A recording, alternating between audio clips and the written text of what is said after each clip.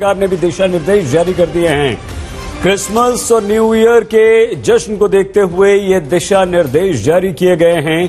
50% क्षमता से ज्यादा अब जश्न की मंजूरी नहीं है। जहां भी जश्न होगा, होटल में, किसी हॉल में, किसी जगह पर, वहां पर सिर्फ 50% लोगों को मंजूरी मिलेगी। शादी अगर आप कर रहे हैं पंकज, 50% क्षमता जश्न, 200 लोग शादी, इसके अलावा और क्या दिशा निर्देश दिल्ली सरकार ने जारी किए?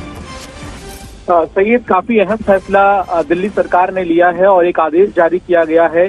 जिला प्रशासन और दिल्ली पुलिस को ये निर्देश दिए गए हैं कि खास तौर से क्रिसमस और नए साल के दौरान किसी भी तरह की भीड़ को इकट्ठी ना होने दें और साथ ही साथ किसी भी कल्चरल या फिर इंटरटेनमेंट से जुड़ा हुआ कार्यक्रम आयोजन ना करने दें और रोजाना एक रिपोर्ट दिल्ली सरकार को सौंपनी होगी।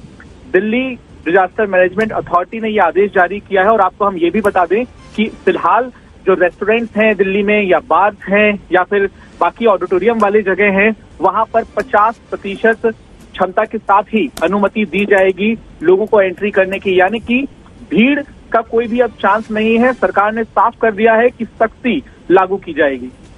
बहुत धन्यवाद पंकज। सख्ती लागू की जाएगी। पंकज जैन हमारे संवाददाता जानकारी दे रहे थे। दिल्ली में कोरोना जबरदस्त बढ़ रहा है। 54 मरीज ओमिक्रॉन के भी दिल्ली में हो चुके हैं और पिछले 1.5 महीने में सबसे ज्यादा अब कोरोना के मरीज आए। लेकिन अब दिल्ली सरकार ने दिशा निर्देश जारी कर दिए हैं। कोरोना को देखते हुए भीड़ भाड़ अब नहीं होगी और हरियाणा में भी दोनों वैक्सीन की डोज 1 जनवरी तक लगवाना